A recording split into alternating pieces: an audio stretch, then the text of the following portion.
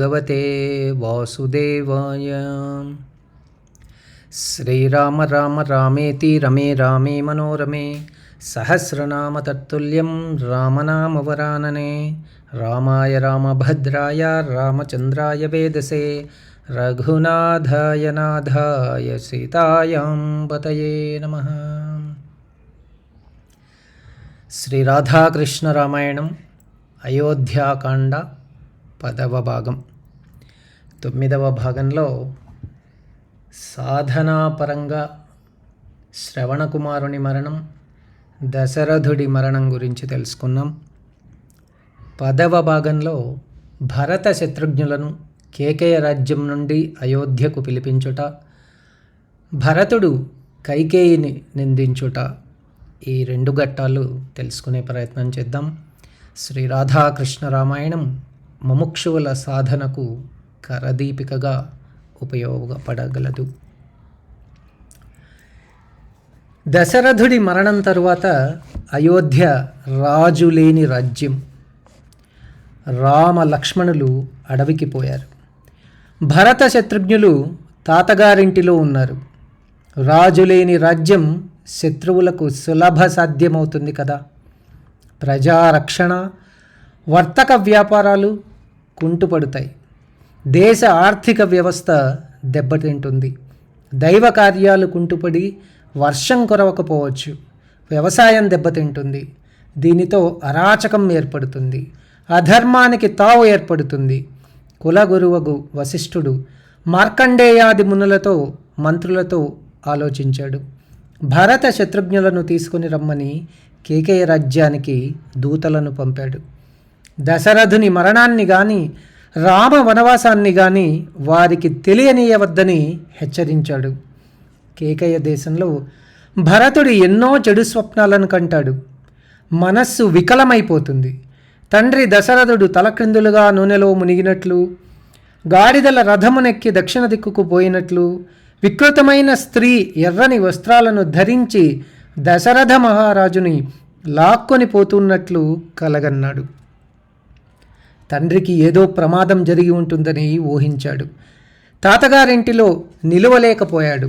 అదే సమయంలో వశిష్ఠుల వారు పంపిన దూతలు కేకయ రాజ్యాన్ని చేరారు. భరత శత్రుఘ్నులను వెంటనే తమ రాజ్యానికి బయలుదేరమన్నారు. ఇది వశిష్ఠుని ఆజ్ఞ అని చెప్పారు. తాతగారి వద్ద సెలవు తీసుకున్నారు అన్నదమ్ములు. అయోధ్యకు బయలుదేరారు. గ్రామాలను నదులను దాటుకుంటూ వరోధ అను గ్రామానికి చేరుకున్నారు. సైన్యం అలసిపోయింది. గుర్రాలు అలసిపోయాయి. అయినా భరతుని మనస్సు మాత్రం కీడిని శంకిస్తూనే ఉంది. తొందర పెట్టింది.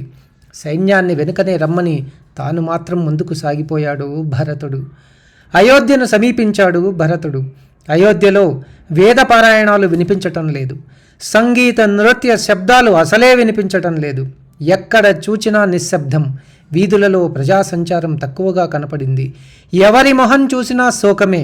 సంతోషము, తృప్తి మచ్చుకైనా కనపడటలేదు. మనుషులే కాదు, చెట్లు పక్షులు కూడా కళావిహీనంగా ఉన్నాయి. దుశ్శకునాలు ఎక్కువగా కనపడుతూ ఉన్నాయి. అయోధ్య నగర వీధులను దాటి తల్లి మందిరంలో ప్రవేశించాడు భరతుడు. ఎప్పుడూ తల్లి మందిరంలో ఉండే తండ్రి కనపడలేదు. కలవరం, సందేహం ఎక్కువైంది భరతునికి. తల్లికి నమస్కారం చేశాడు. అమ్మా, తండ్రి గారెక్కడా? వారి ఆశీస్సులను అందుకోవాలి అన్నాడు. కౌసల్యమాత మందిరంలో ఉన్నారా అని ప్రశ్నపై ప్రశ్న వేశాడు కైకేయీసుతుడు.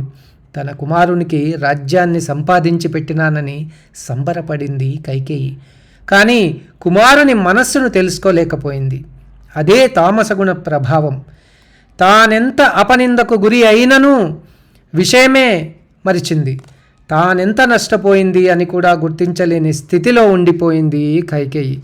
అందుకే భరతునితో యా గతి సర్వభూతానాం తాం గతిం తే పితాగతః రాజా మహాత్మా తేజస్వి యాయజూకః సతాం గతి అన్నది.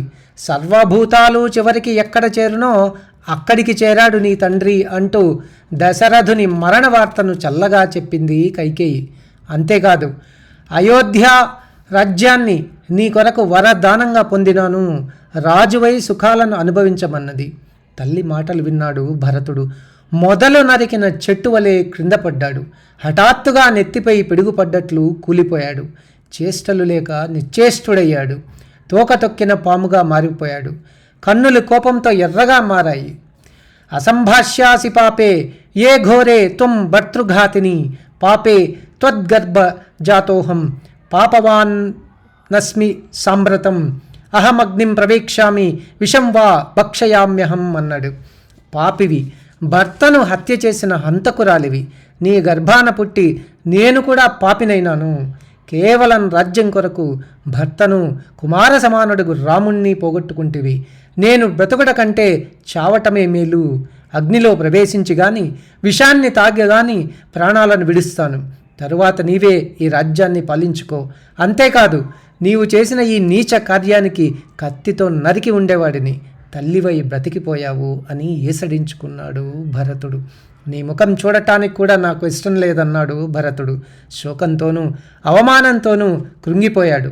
కౌసల్యామాత దర్శనానికి వెళ్ళాడు. భరతుడు వినయంతో కౌసల్యామాతకు నమస్కరించాడు. నమస్కరించిన భరతుణ్ణి చూచింది కౌసల్య.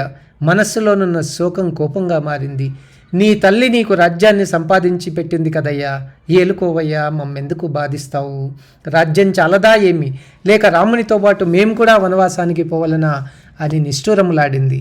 కౌసల్య పలుకులు శూలాల వలె గుచ్చుకున్నవి. గోరు చుట్టుపై రోకటిపోటు అన్నట్లు తల్లి చేసిన పాప కార్యం, కౌసల్యమాత నిష్ఠూరపు మాటలు భరతుని మనస్సును పిండివేశాయి. మరలా మూర్ఛబోయాడు. తేరుకొని క్షమించమన్నాడు.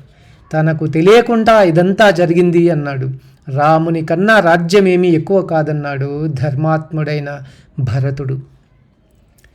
హీనోభ్రాత చ పిత్రా చ శూన్యాం ఇక్ష్వాకుపాలితాం అయోధ్యాం న ప్రవేక్ష్యామి తపోవనం. రాముడు లేని అయోధ్య, చంద్రుడు లేని ఆకాశం నిర్జీవం. జీవం లేని అయోధ్యను వదిలి తపోభూములకు పోతాను. రాజ్యం మాత్రం నాకు వద్దు. రాముడే రాజుగా ఉంటాడు అన్నాడు భరతుడు. భరతుని మాటలు విన్న కౌసల్య కుదుటపడింది. అనవసరంగా మాట్లాడినందుకు నొచ్చుకున్నది. అయినా ఆమె ముఖంలో సంశయాన్ని చూశాడు భరతుడు. స్వస్తి ప్రజాభ్య పరిపాలయంతాం న్యాయేన మార్గేణ మహిం మహిషా గోబ్రాహ్మణేభ్య శుభమస్తు నిత్యం. లోకా సమస్తా సుఖినో భవంతు. జై శ్రీరామ్, జై హనుమాన్.